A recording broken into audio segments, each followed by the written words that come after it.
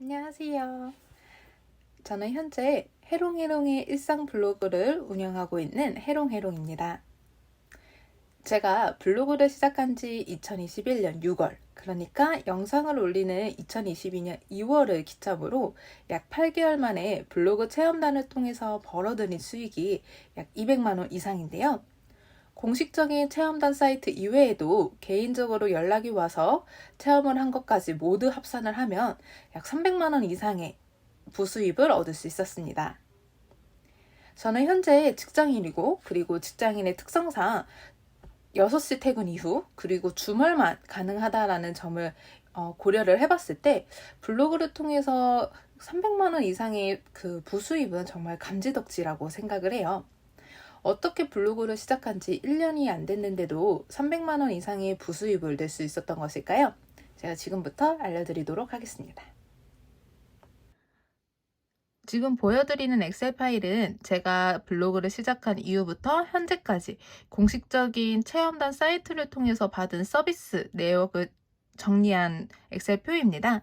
그래서 보시면은 동물병원, 미용실, 어떤 맛집, 기타 등등에 대해서 금액을 모두 합산해 보면 블로그를 시작한 지 6월 그리고 현재 시점 2월까지 약 8개월 만에 200만 원 이상이라는 수익을 벌어들인 것을 확인할 수 있어요. 개인적으로 연락이 와서 협찬을 진행해주는 경우가 많다 보니 이러한 것까지 포함을 하게 되면은 부수익적으로 약 300만 원 이상의 수익을 발생시켰다라고 보시면 됩니다. 제가 블로그를 시작하게 된 계기는 제 대학교 친한 동기 언니가 유명한 블로거예요. 1일 방문자 수가 1000명이 넘는 유명한 블로거인데 언니가 대학교 때부터 맛집 협찬이 들어오면 한 번씩 따라갔던 것이 굉장히 좋은 기억으로 남아있어요. 그러다가 직장인이 된 이후에 뭔가 자기 개발을 했으면 좋겠다라는 필요성을 느끼게 되었고, 이왕이면 좀 수익을 벌어들이는 일이 있었으면 좋겠다.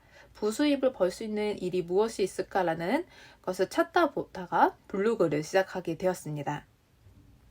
네, 두 번째, 저는 인플루언서는 아니에요. 인플루언서가 아니고 지금 2월 기점으로 약 방문자 수가 약 600에서 많게는 900명까지 꾸준하게 들어오고 있는 그냥 평범한 블로거인데, 현재는 지금 맛집, 일상, 상품, 정보성 리뷰 같은 다양한 것들을 올리고 있습니다. 그러니까 대학원도 진학을 할 예정이기 때문에 대학원 관련된 정보도 꾸준히 올릴 예정입니다.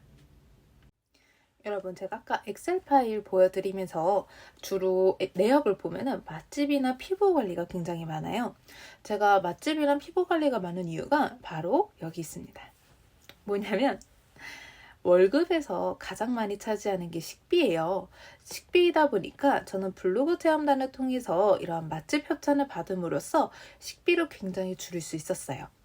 특히 밀키트 또는 돈가스, 돼지갈비, 기타 등등의 이런 맛집을 협찬받으면서 한 달에 두세 번 정도의 외식을 한 것과 똑같은 효과를 나타내기 때문에 그 외식 비용을 줄어들었다라고 생각을 하시면 돼요. 그러니까 저 같은 경우에는 한 달에 적게는 10만 원, 많게는 15만 원까지 한 달에 식비가 줄어든다라고 생각하시면 될 것 같습니다.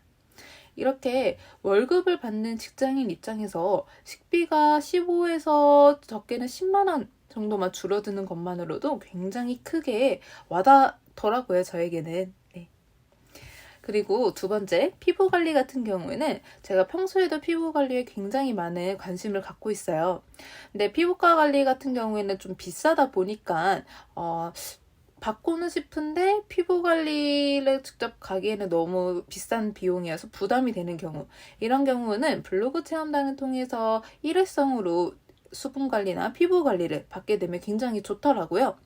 그래서 저는 블로그 체험단을 통해서 수분 관리를 꾸준히 받고 있는 편입니다. 다음은 블로그 장점과 단점에 대해서 말씀드릴게요. 우선 단점에 대해서 말씀드리면 제가 직장인이다 보니까 퇴근을 하고 그리고 주말에 놀러 가기도 바쁜 이 시간에, 황금 같은 주말에 이 포스팅을 하는 게 여간 귀찮은 일이 아니더라고요. 그리고 뭔가 소스가 있어야 포스팅을 하는데 그 소스를 떨어졌을 때 어떤 거 가지고 포스팅을 해야 되지? 이런 고민하는 것도 가끔 좀 때로는 귀찮고 부담스럽게 느껴질 때도 있었지만 이거를 제외하고는 장점이 너무나도 많기 때문에 저에게는 약간의 귀찮음 말고는 크게 단점이라고는 없다고 생각을 합니다. 네. 그러면 장점에 대해서 말씀을 드릴게요. 직장인의 경우에는 집, 일, 집, 일 이런 것만 반복을 하다 보니까 굉장히 단조로운 생활에 빠지기 쉬워요. 그리고 회사에서 이리저리 치이고 나면은 제 스스로가 굉장히 작아진다라는 생각을 갖게 되더라고요. 근데 물론 저의 경우이긴 하지만 여러분도 그럴 거라고 생각을 합니다. 근데 블로그를 통해서 뭔가 맛집을 공유를 하고 내 일상을 공유하고 그리고 정보를 공유함으로써 내가 주체적으로 주도적으로 무언가를 한다라는 것에 자신감 그리고 무언가를 해냈다라는 작은 성취감이 이루어지다 보니까 그게 또 하나의 삶의 원동력이 되더라고요. 그래서 저에게는 블로그는 지친 회사의 일상 속에서 스트레스를 풀 수 있는 일종의 해소구라고 생각을 하시면 돼요. 그리고 이런 블로그 활동을 통해서 수익을 내거나 그리고 남들에게 필요한 정보를 제공한다라는 점에서 굉장히 제 스스로에게 좀 뿌듯함이 느껴지더라고요. 그래서 이러한 소소한 성취감 그리고 작지만 소중한 부수입을 얻을 수 있다는 것이 블로그의 큰 장점인 것 같습니다. 일단은 제가 블로그를 시작하게 된 계기와 그리고 어떤 정보를 올려서 몇 개월 만에 수익을 얻게 되었는지에 대해서 간략하게 말씀을 드리게 되었습니다. 다음에는 어떤 정보를 올리고 똑같은 정보를 올리더라도 남들에게 좀 더 눈에 띄고 그리고 블로그가 상위에 노출될 수 있을까 이러한 것들을 한번 정리를 해서 올려보도록 할게요. 감사합니다.